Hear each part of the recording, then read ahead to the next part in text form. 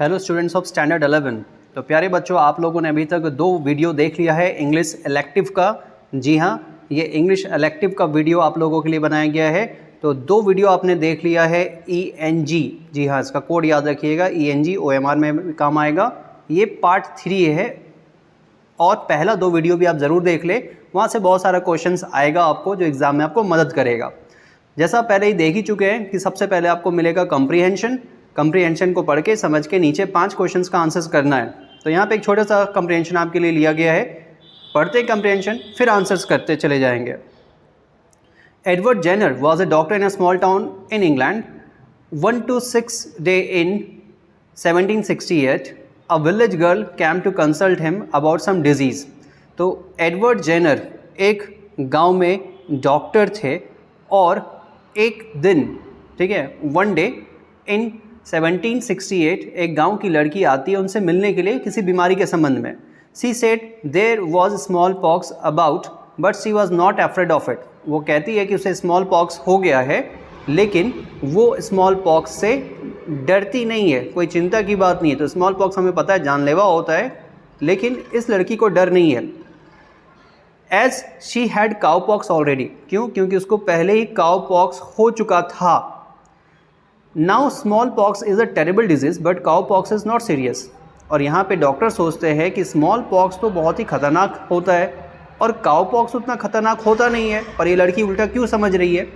Cow pox is a disease of cattle. Cow pox जो है cattle की एक बीमारी है। And those who have a lot of do with cattle may catch it. और जो गाय भैंस के साथ लगातार रहते हैं उनको भी काउ पॉक्स होने का खतरा होता है। The words of girl set Jenner thinking the found that the country people believed. और वो सोच में पड़ गए डॉक्टर ऐसा सुन के, और वो समझते हैं कि गांव के लोग ऐसा मानते हैं, people believe that cowpox acted as a protection against smallpox. कि काउ पॉक्स जो है वो स्मॉल पॉक्स के खिलाफ काम करता है, मतलब स्मॉल पॉक्स का रोकथाम करता है। And Jenner thought that there might be something in it for the idea of village people. और उनको लगा कि इसी में कुछ ना कुछ राज छुपा हुआ है। Are also based on careful observations. और गांव वाले पे उन पर विश्वास था, डॉक्टर को गांव वाले पे विश्वास था कि उनका ऑब्जर्वेशन पावर अच्छा है। तो इसको देखते हुए उन्होंने आगे वैक्सीन बनाया था। खैर वो हमारे काम की चीज़ नहीं है, तो हमने पूरा पैराग्राफ पढ़ लिया। अब आंसर की ओर ध्यान दें। A doctor is one who. तो एक डॉक्टर कौन होता है, डॉक्टर का काम क्या है, ये सिंपली यहाँ पे पूछा गया है। ये तो बड़ा आसान है, पैराग्राफ अगर नहीं भी पढ़ेंगे तो भी हम इसको आंसर कर सकते हैं। Number B, cures sick people. Number 2, who was Edward Jenner. Edward Jenner कौन थे, बहुत ही आसान है, a doctor. Who came to Edward to consult about some disease. इनसे मिलने कौन आया था किसी डिजीज़ मतलब बीमारी के संबंध में। तो right answer B, a village girl. Cowpox is a disease of. Cowpox जो है डिजीज़ है किसके संबंधित, तो कैटल, ठीक है, गाय भैंस से संबंधित बीमारी है। नेक्स्ट है टेरेबल डिजीज़ मीन्स। एक टेरेबल डिजीज़ का अर्थ क्या होता है। तो ऑप्शंस को थोड़ा सा आप देखिए और खुद से बताने की कोशिश कीजिए क्या राइट आंसर होगा। तो इसका राइट आंसर है नंबर बी में, a disease which can not be cured easily. एक ऐसी बीमारी जिसको आसानी से हम ठीक नहीं कर सकते हैं। नेक्स्ट है he found that the country people believe that the cowpox acted as a protection against. तो डॉक्टर को क्या लगता है काउ पॉक्स जो है किस बीमारी के खिलाफ एक प्रोटेक्शन का काम करता है। तो right answer number A, small pox के अगेंस्ट ये काम करता है।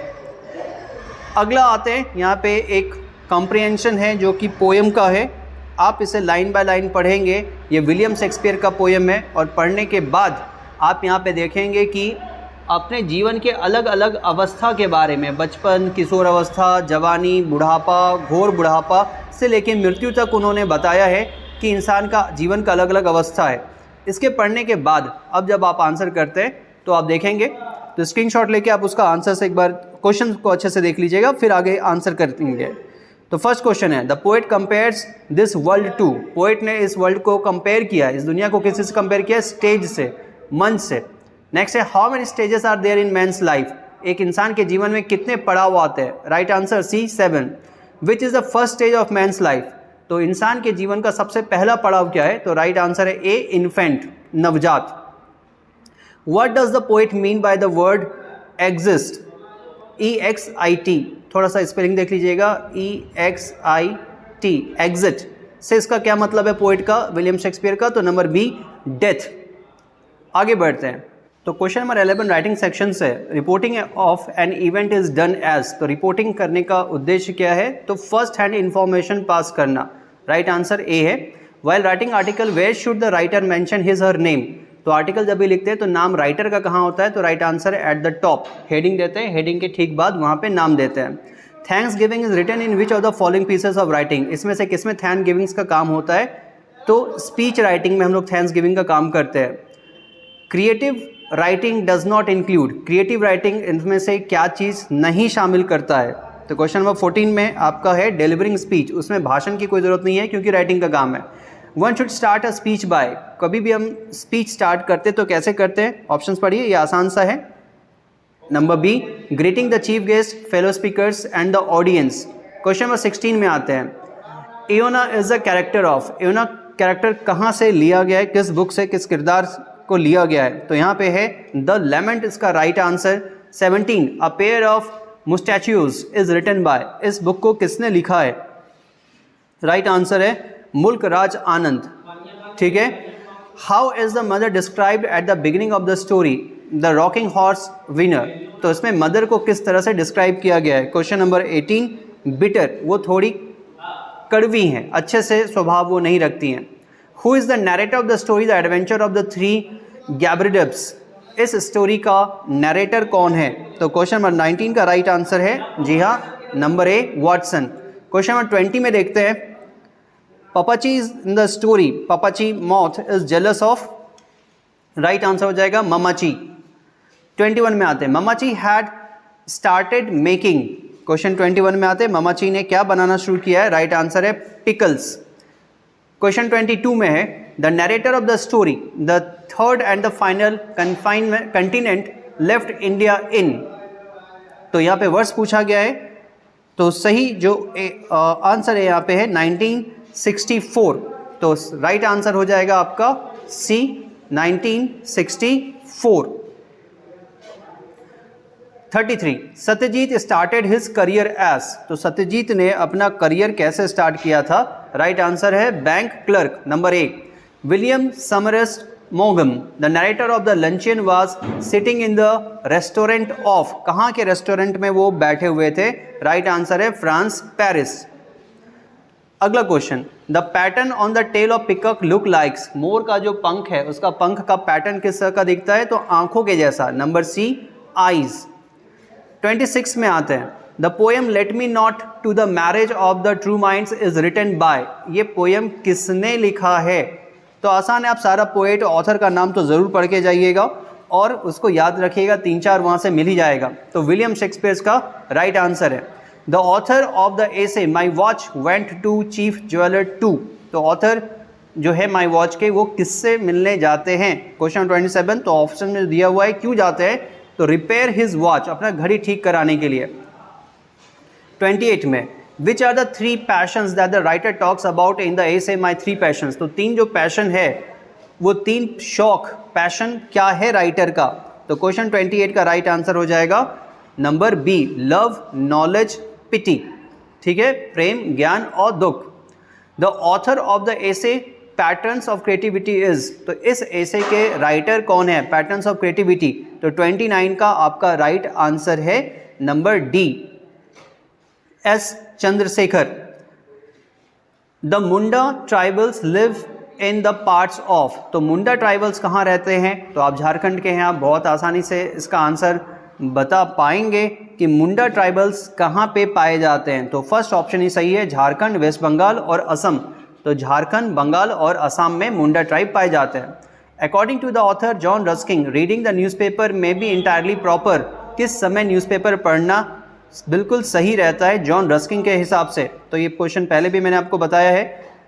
राइट आंसर आपका हो जाएगा फॉर ऑल डे, पूरे दिन।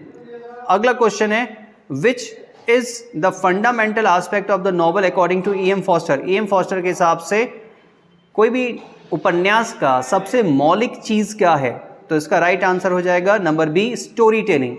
33 में आते हैं, who was the first dance teacher of Kumudini Lakhia. Kumudini लखिया के फर्स्ट डांस टीचर का नाम आपसे पूछा गया है, जो है श्री राम गोपाल, तो राम गोपाल नंबर बी में है right answer.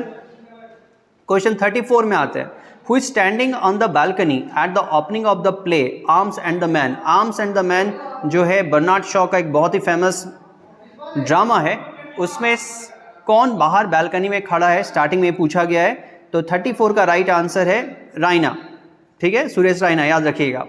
Who is Sergius in the play arms and the man, Sergius यहाँ पे कौन है, तो 35 का राइट आंसर आपका हो जाएगा बी, रायनास फियोंसे।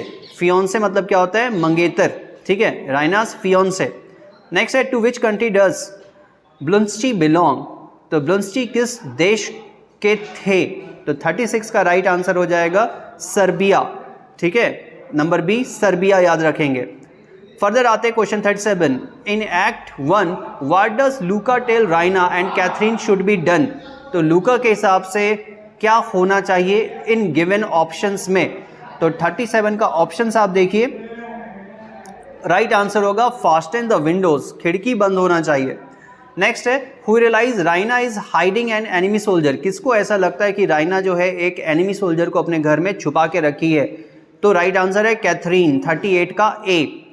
39 में, रायनाज निकनेम फॉर ब्लुंस्ची इज, तो ब्लुंस्ची के लिए क्या निकनेम था, उपनाम था रायना के द्वारा जो रखा गया था, तो 39 का राइट आंसर हो जाएगा the chocolate cream soldier, the chocolate cream soldier. अंतिम प्रश्न में आते हैं क्वेश्चन नंबर 40 में, where does the story the old man and the sea take place, ये स्टोरी कहाँ पे घटित हुआ था, ऑप्शन देखिए, Cuba, Puerto Marshall island, Canary island, तो 40 का जो राइट आंसर है वो है नंबर ए, क्यूबा। तो इस तरह से आपको 3 सेट बता दिया गया, आप तीनों सेट्स को जरूर से प्रैक्टिस कीजिए, इससे आपको बहुत सारा क्वेश्चंस मिलेगा। तो सेट 1 से लेके 3 तक आप प्रैक्टिस कर लीजिए और यहाँ से आपको बहुत सारे क्वेश्चंस मिलेंगे। तो all the best for the students of English elective. कल का एग्ज़ाम जाके बताइए आपका एग्ज़ाम कैसा गया। Thank you.